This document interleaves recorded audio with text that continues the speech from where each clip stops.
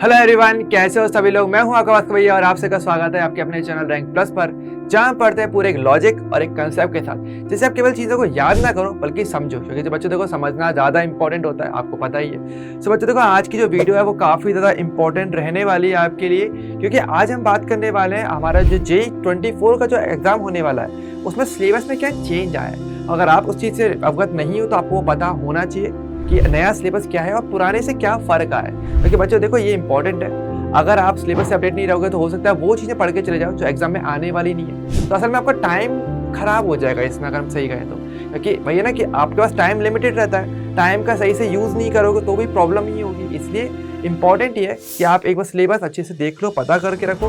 तो आज हम इसी पे हम बात करने वाले हैं कि आपका पुराना सिलेबस और नया सिलेबस में क्या चेंज आया, कोई चीज़ ऐड हुई है, कोई चैप्टर तो नहीं हट गया या कोई टॉपिक्स तो नहीं हट गए, किन में कोई चेंज नहीं आया।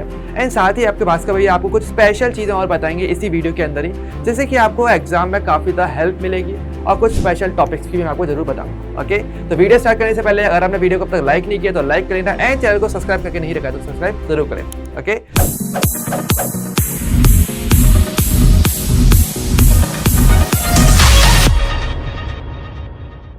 चलो स्टार्ट करते हैं वीडियो को।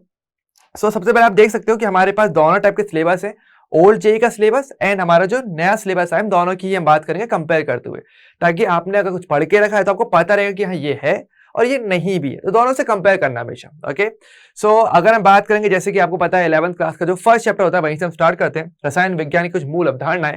तो आपको पता है वैसे तो बेसिक चैप्टर है, काफी इंपॉर्टेंट है, आपने इसे पढ़ के रखा है, बहुत अच्छा है। और मैं बता दूं, वैसे अगर इस चैप्टर की बात करेंगे तो ये चैप्टर तो वैसे देखो आएगा, पहली बात होती है, क्लियर कर लेता हूं मैं थोड़ा सा। चैप्टर वैसे आएगा लेकिन इसमें से कुछ टॉपिक्स जो ज्यादा इंपॉर्टेंट नहीं थे उनको हटा दिया गया, तो आप वो टॉपिक्स पढ़ के मत जाना। कौन कौन से टॉपिक्स, जैसे कि आपके जो भौतिक गुणधर्म होते हैं एवं उनका मापन, ये जो टॉपिक है अभी हटा दिए गए, तो यहां से क्वेश्चन नहीं आएगा।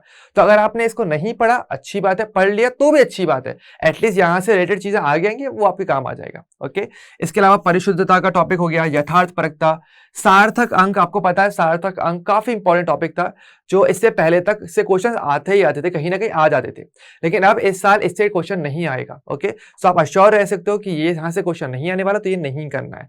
इसके अलावा SI मात्रक और विमीय विश्लेषण का जो टॉपिक है वो भी इस साल नहीं आने वाला है, ये सब एलिमिनेट कर दिया गया, ये सब नहीं आएगा। ओके, तो आपको ध्यान रखना है, इनको करके नहीं जाना। पर इसके अलावा जो और इंपॉर्टेंट टॉपिक्स हैं उन पर आपको जरूर पढ़ना है, जैसे कि मैं आपको कुछ एडवाइस, कुछ हिंट्स देता हूं। जैसे कि आपका मोल अवधारणा, आपको पता है मोल कॉन्सेप्ट सबसे इंपॉर्टेंट टॉपिक है जो इसके अंदर आता है, तो वो आपको जरूर अच्छे से करके रखना ही रखना है। ओके, इसके अलावा आप चाहो तो स्टैइक्योमेट्री जो होता है आपका, उस पर आप थोड़ा सा क्वेश्चन प्रैक्टिस कर सकते हो, वो कुछ अच्छे टॉपिक्स हैं, तो वहां पे मेहनत करना। ओके, इन पर मेहनत मत करना क्योंकि ये नहीं आने वाले, तो टाइम अच्छे से यूज करना इंपॉर्टेंट है, ध्यान रखना। ठीक है, अच्छा, इसके अलावा अगर बात करेंगे, हमारा जो सेकंड टॉपिक हम बात करें चैप्टर की, वो है द्रव्य की अवस्थाएं। बच्चों देखो, द्रव्य की अवस्था स्टेट ऑफ मैटर जब का चैप्टर था, काफी न्यूमेरिकल वाला क्वेश्चन यहाँ से आता था, लेकिन इस साल बात करेंगे आपके लिए एक अच्छी खबर है कि ये चैप्टर पूरे तरीके से हटा दिया गया है, तो यहां से कोई क्वेश्चन नहीं आएगा, तो आप इस मेहनत से बच सकते हो। वही ना मैं क्या बोल रहा हूँ, आप बस इतना ध्यान रखो क्या आने वाला है क्या नहीं आने वाला है। क्योंकि अगर देखो वही है ना कि अगर आपने, जैसे आप स्टेट ऑफ मैटर द्रव्य की अवस्था चैप्टर अगर आपने पढ़ लिया और आप उसको पूरा पढ़ के जा रहे हो और एग्जाम में वो आने वाले नहीं, तो आपकी मेहनत तो बेकार हो जाएगी ना, तो ये नहीं करना है, इसलिए अपडेटेड रहना जरूरी होता है। इसके अलावा अगर बात करेंगे हमारा नेक्स्ट चैप्टर परमाणु की संरचना, तो मैं बता दूं चैप्टर वैसे आएगा लेकिन कुछ टॉपिक्स हटा दिए गए, तो हम उन टॉपिक्स को आपको नहीं पढ़ना है और रेस्ट चैप्टर पे फोकस ज्यादा करना है। ओके, तो कौन कौन से टॉपिक्स हटा दिए गए हैं, जैसे आपको थॉमसन और रदरफोर्ड का जो परमाणु मॉडल था, जो एकदम स्टार्टिंग में आप पढ़ते हो, या उसकी जो कमियां होती हैं, वो टॉपिक्स एलिमिनेट कर दिए गए, ये टॉपिक्स नहीं आने वाले। ओके, पर इनके अलावा जो इंपॉर्टेंट जो अदर चीजें हैं वो आपको जरूर पढ़नी है, और कुछ एडवाइस मैं आपको दूंगा यहाँ पे, जैसे कि आप नील्स बोर का जो परमाणु मॉडल है उसको जरूर अच्छे से करके जाना, उसके फॉर्मूले पर क्वेश्चन आता ही आता है, बहुत अच्छा आता है। इसके अलावा आप हाइजेनबर्ग हो गया, उसका जो अनिश्चितता सिद्धांत है, उन पर आप थोड़ा पढ़ के जाओ, ज्यादा अच्छा है। क्वांटम नंबर्स पढ़ो, उस पर मेहनत करो, तो वो ज्यादा अच्छे हैं, वजह इन टॉपिक्स को आप छोड़ दो। ओके, तो आपने पढ़ के रखा है, अच्छी बात है, नहीं पढ़ा कोई प्रॉब्लम नहीं है, जो मैंने इंपॉर्टेंट टॉपिक्स बताए उन पर फोकस करना ज्यादा अच्छा रहेगा। ओके, तो स्टार्टिंग में आप देख सकते हो, स्टार्टिंग के जो 3 चैप्टर्स हैं उसमें से कुछ ना कुछ हटाया गया है या चैप्टर ही पूरा हटा दिया गया है। ओके, तो सही से पढ़ते हुए चलना है, टाइम वेस्ट नहीं करना बिल्कुल भी।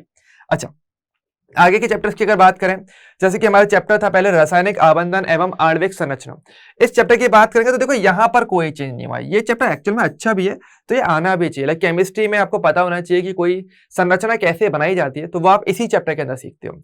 और इसके लिए सबसे इंपॉर्टेंट टॉपिक्स अगर मेरे से पूछा जाए सजेशन के लिए, तो मैं आपको बोलूंगा कि आप हाइब्रिडाइजेशन, जो संकरण वाला जो टॉपिक है, वो अच्छे से पढ़ना। इसके अलावा जो संरचना के आधार पर जो क्वेश्चन होते हैं कि किसी अणु की संरचना क्या होगी, उसकी ज्यामिति क्या होगी, तो ये क्वेश्चन काफी पूछा जाता है, तो वो आप जरूर अच्छे से पढ़ के जाना, इंपॉर्टेंट रहता है। ओके, अच्छा, इसके अलावा बात करेंगे हमारा ऊष्मागतिकी। अगर हम ऊष्मागतिकी अगर टॉपिक की अगर हम बात करें, चैप्टर की बात करें, तो ये पूरा आने वाला है, इसमें कोई भी चेंज नहीं होगा, ये आपको पूरा पढ़ना पड़ेगा। मेहनत वाला है लेकिन है अच्छा, न्यूमेरिकल आएगा गारंटी है, थ्योरी नहीं आती यहाँ से ज्यादा। ओके, इसके अलावा बात करेंगे विलियन चैप्टर, जो था पहले था अभी भी है, इसमें भी कोई चेंज नहीं है, ये भी आपको पूरा ही पढ़ना है।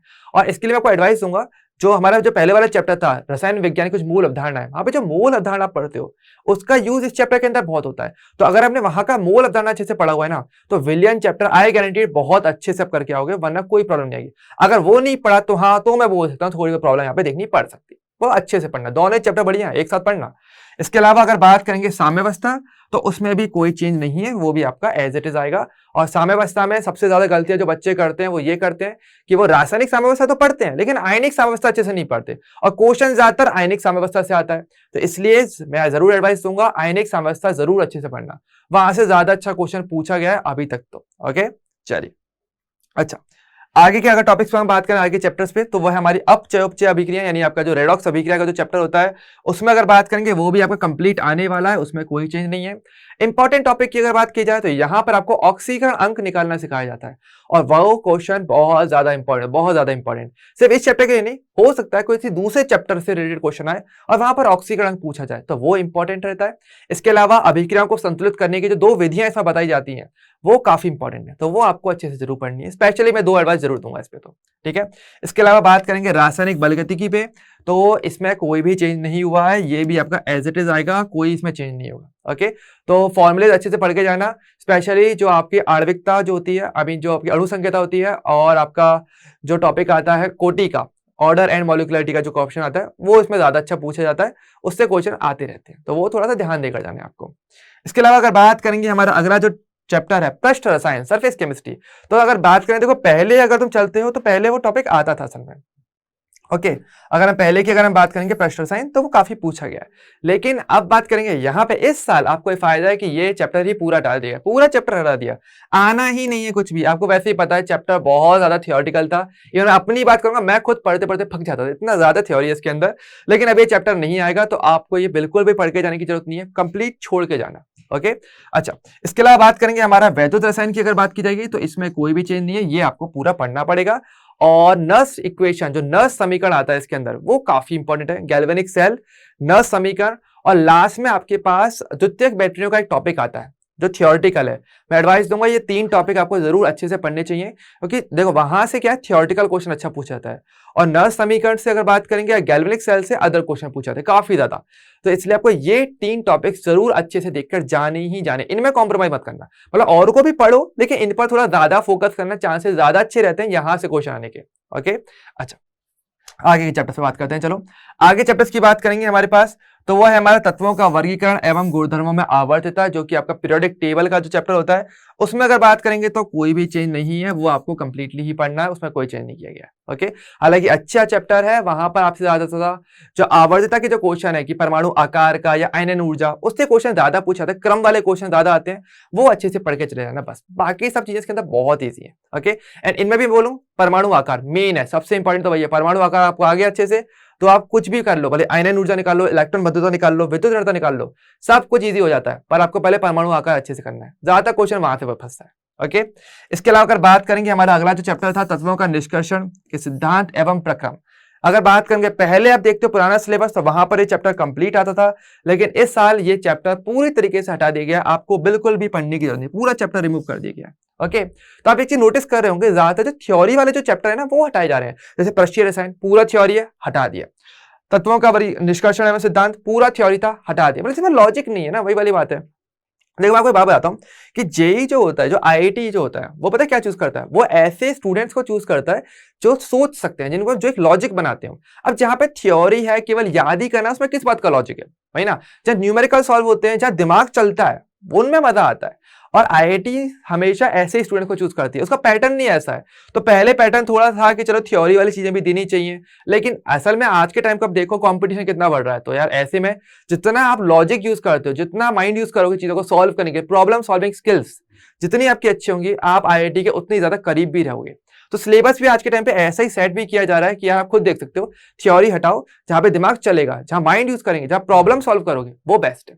तो सिलेबस भी आप देखोगे ऐसा ही किया गया इस साल का। ओके, अच्छा, और चैप्टर्स की अगर बात करें, जैसे कि हाइड्रोजन की आप बात कर लो, आपको पता है हाइड्रोजन इनऑर्गेनिक केमिस्ट्री का है, कंप्लीट थियोरेटिकल है, इस साल पूरे तरीके से हटा दिया गया, चैप्टर पूरा रिमूव्ड है, पढ़ना ही नहीं है, खत्म बात। इसके अलावा एस ब्लॉक आपको पता है कंप्लीटली थियोरेटिकल है, हटा दो, कोई जरूरत नहीं ऐसा, इन्हें थ्योरी का कोई सेंस नहीं बनता। वो चीज पढ़ो ना जो एक्चुअल में दिमाग चलाए, इसमें क्या ही है, पूरी थ्योरी थी।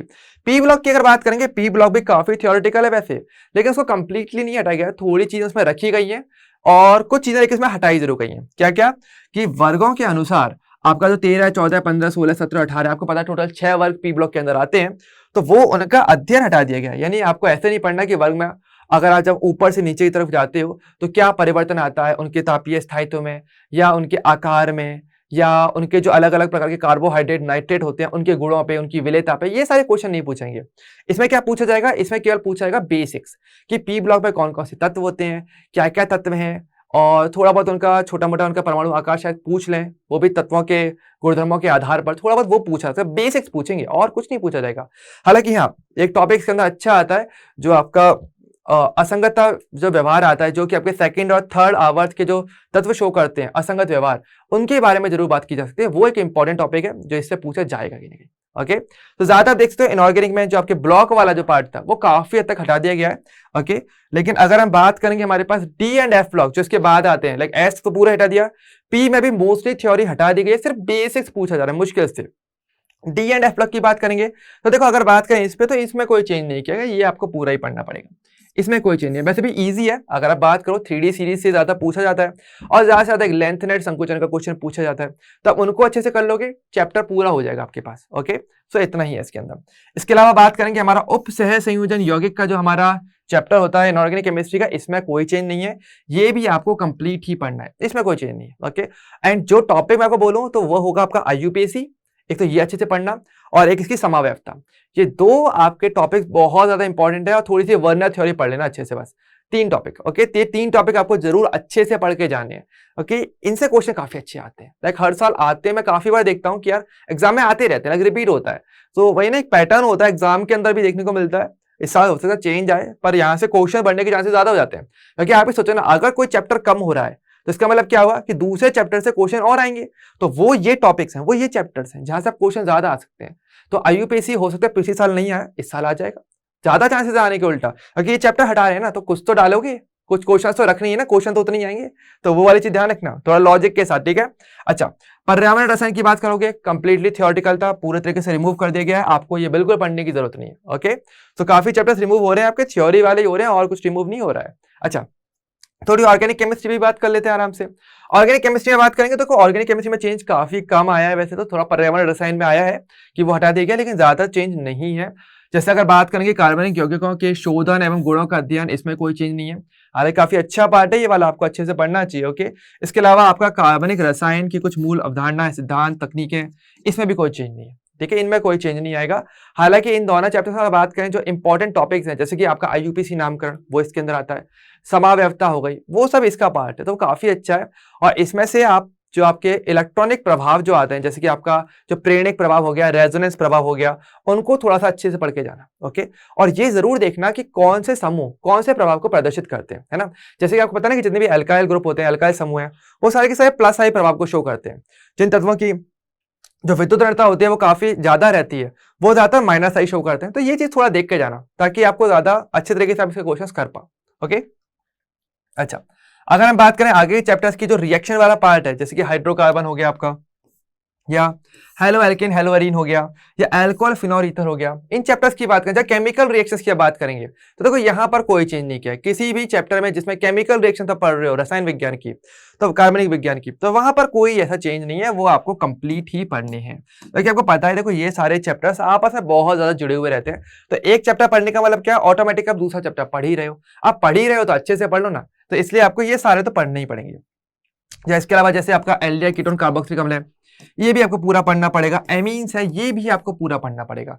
तो ओवरऑल मैं ये तो कह सकता हूँ, एक सिंपल कंक्लूजन वो ये आता है कि ऑर्गेनिक केमिस्ट्री में जहां पर आप रिएक्शंस पढ़ते हो इन 5 चैप्टर्स में मेनली, वो आपको पूरे ही पढ़ने हैं। हाइड्रोकार्बन पूरा पढ़ना पड़ेगा, हेलो एल्केन हेलो एरीन पूरा पढ़ना है, alcohol phenol ether, aldehyde ketone carboxylic अम्ल और आपका एमीन, ये 5 चैप्टर आपको अच्छे से पढ़ने और एक साथ ही पढ़ना। लाइक इन चैप्टर्स में ऐसा मत करना कि आप ऑर्गेनिक पढ़ रहे हो, हाइड्रोकार्बन पढ़ लिया, फिर अचानक से आपने फिजिकल या आपने इनऑर्गेनिक केमिस्ट्री पर स्विच कर दिया, वो पढ़ना स्टार्ट कर दिया। नहीं, ऑर्गेनिक पढ़ो तो एक साथ पढ़ना पूरा, और ये 5 चैप्टर्स में कोशिश करना एक साथ ही पढ़ो, लेकिन इनमें रिएक्शंस क्या बहुत जुड़ी हुई रहती हैं। तो इसलिए अगर आप थोड़ा सा लिंक करते हुए पढ़ोगे ना, ज्यादा अच्छा है। कि आपको पता होना चाहिए कि यार ये रिएक्शन पहले पड़ी हुई है और ये बाद में भी आने वाली, तो कहाँ आएगी आपको पता रहेगा ना। अगर आप ऐसे कर पाते हो, आई गारंटीड आप ऑर्गेनिक की रिएक्शंस के क्वेश्चन बहुत अच्छे से कर पाओगे। तो इसमें ये जरूर एडवाइस दूंगा, लिंक करते हुए पढ़ना, क्योंकि ये बहुत जुड़ी हुई केमिस्ट्री है ना। तो इस पर जरूर ध्यान रखना। अच्छा, इसके अलावा बात करेंगे हमारा बहुलक जो पॉलीमर वाला चैप्टर था, थियोरेटिकल है, आपको पता है कंप्लीटली रिमूव कर दिया गया है, बिल्कुल भी इससे कोई क्वेश्चन नहीं आएगा, तो इसको पढ़ने की जरूरत नहीं है। ओके, पहले आते थे लेकिन अब नहीं आएगा। पहले आपको पता है सिलेबस में ही है, आता था, लेकिन अब ये चैप्टर पूरे तरीके से हटा दिया गया है, अब ये बिल्कुल भी नहीं आने वाला है। ओके, तो इसकी चिंता करने की कोई बात नहीं है।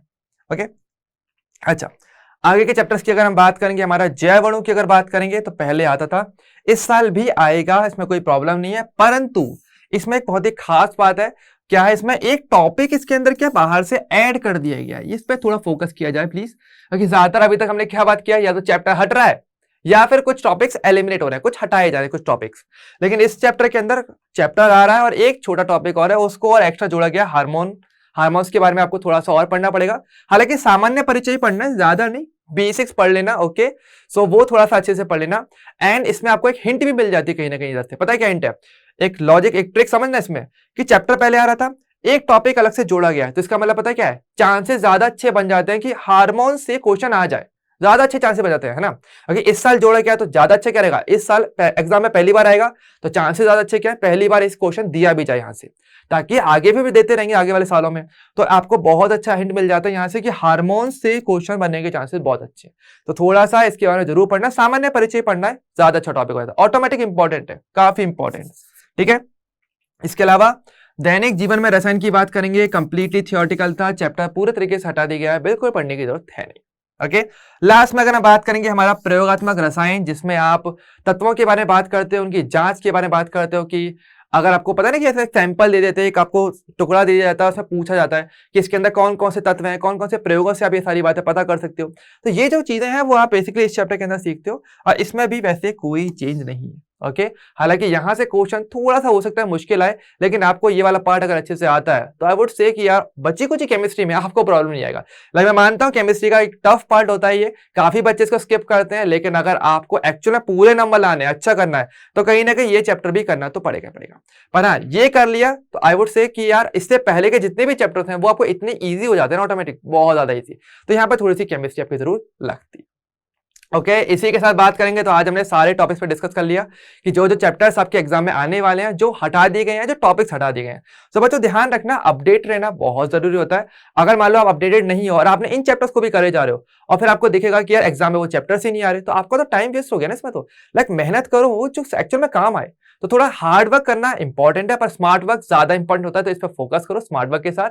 ओके, एंड आई होप आपको वीडियो आज का अच्छा लगा होगा, जिसमें हमने थोड़ा डिस्कस कर लिया कि आपके कौन से टॉपिक्स नए हैं, कौन से पुराने थे को हटा दिए गए हैं, और कुछ इंपॉर्टेंट जो आपके भास्कर भैया ने आपको बताया। तो यार अगर आपको वीडियो अच्छी लगी हो तो लाइक जो करना, कमेंट करके मुझे जरूर बताना आपके थॉट्स क्या रहे वीडियो को लेते हुए, एंड चैनल को सब्सक्राइब करके रखना।